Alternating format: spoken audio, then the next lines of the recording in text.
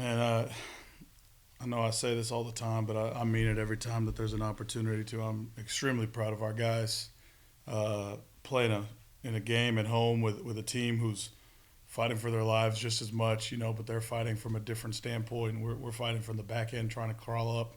They're fighting from right outside, looking in at the top eight. So this game was a huge game for both teams, uh, but to trail a game for almost 36 minutes and have the lead with a chance to win. I mean, what more can you ask for? That's just nothing but toughness, resiliency. We're playing under man. We're playing with uh, youth, and we're playing with experience, and we're playing with people out of position, and we're playing with people who just don't give up. And that's all you can ask for as a coach. And they made a play, and to be honest with you, they made two. They got the basket to tie it with the and one, and then at the end they blocked two big shots that I thought were good looks. The plays they executed to perfection. It just didn't go our way. First question, Coach. Jason Clark, 14 points tonight, or sorry, 17 points tonight, Yep. leading scorer. He's really stepped up in these last few games. What do you have to say about him? Yeah, you can't say anything but positive things about Jason Clark. I challenge him and I'm on his butt, and I know a lot of times he thinks I'm too hard on him, but it's just I'm glad he's understanding how good he can be and how good he's going to be, and that has nothing to do with me. All I do is just encourage and put him in positions and continue to coach him, but he's blossoming on his own, and he's starting to understand his strengths and his weaknesses, and he's attacking them every day to continue to get better. He has the 17 points tonight. He's got to still work on his rebounding a little bit, but outside of that, he's battling every time. There's you look at the bigs that we've played over the last 2 weeks. Agu back at St. Mary's, and now Hunter Stanton here at Oklahoma Christian. Just absolute forces down low, and Jason doesn't back down, and I think he's been doing a phenomenal job. CJ Smith, I know we asked this question plenty of times at the beginning of the season, and especially now tonight. 12 points, 9 assists, and leading the team in rebounds with 7, I think. At 5'9". At 5'9". And that's what a lot of teams, I think are gonna punish CJ, but and I say that in the terms of every night he gets double teamed, every night he gets the best defender, every night he gets all the attention, and all he does is respond. All he does is continue to lead our team, continue to find ways for us to be in the game and fight. He goes 5 of 15, and I told him at the end of the game, I said, you're going to have to find a way to be creative to score because they're sending 3 to 4 guys, so you're getting exactly where I want you to get. Now you just got to be creative and find a way to score. And instead, he turned around and said, I'll just trust everybody and get 9 assists. And then the rebound he got at the end of the game to give Jason the 3 in the corner, I mean, that's unselfish.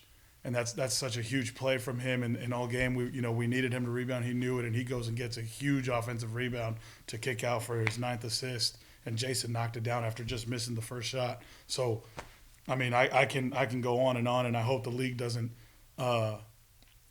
punish him through the all conference standings for our position on the standings, because in my mind, there's nothing better than that than to be an all conference first team player. Coach, tough one tonight, but you got 3 more at home. In terms of the atmosphere, I mean, what's it going to feel like to actually finally be at home for a long amount of time instead of just playing 2, hitting the road again?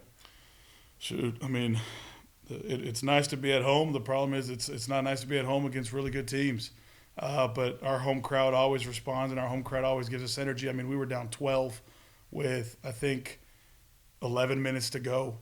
And, we hit a shot or two here, and we got a rebound, and we got out, but the crowd just makes it so much more electric.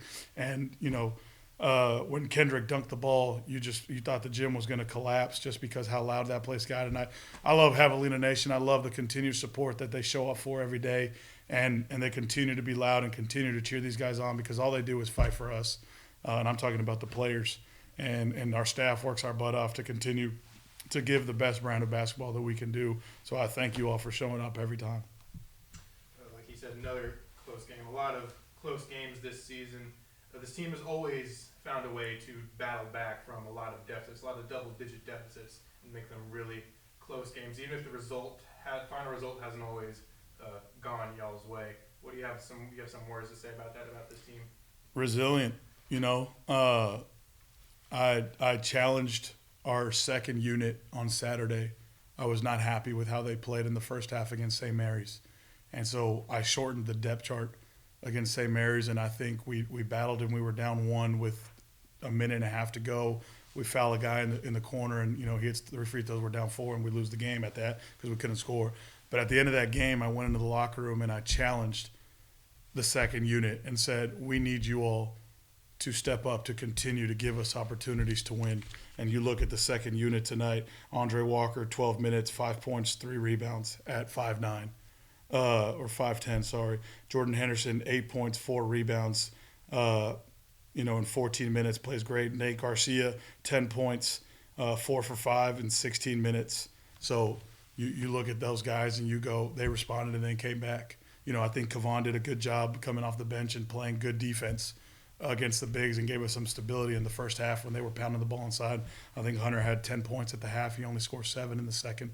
So it's just heart. It's heart and willing to continue to want to improve and continue to want to fight. And I can't be. I got to go in the locker room and tell them that they responded, and I'm proud of them. The speeches at the end continue to be at the end of losses, but I really do mean that I'm proud because there's growth and there's things that we've done and we were not doing at the beginning of the year that we're doing now. But we're executing our offense. They make a great play. We draw up a great play. We execute a great play. They just made a bigger play and blocked the shot. But it's the trust is there. And that's all I can ask for as a coach. Coach, last question from me. What can you take from a game like today and just continue rolling with it momentum-wise? I know normally a win would be something that you decide to kind of roll momentum into the next game, but I mean, this was by no means a bad game. So what can you, I guess, learn from this game and just take it into the next game? I'll invite everybody watching and you all to go fact check me. That's 10 games now this season in conference play alone that we lose by 41 points combined. So do the math on that. That's 4.1 points that we've lost in conference. So, it's not words, it's actions, and they continue to go out there and do it. And one of those games of the 10, you take 3 out. 3 teams really beat us pretty good, but of those 10, one of them was by 10. So you take that game out, that's 9 games by 31. I'm just proving the point that we're in every game. We're battling. We continue to fight. We have opportunities. I think we've had the ball to win in 4 of them. And we won 1. But like I always say, you want to have a chance to win the game with the ball. That's the position you want to be in. And tonight we were on defense, and they executed, and they beat us.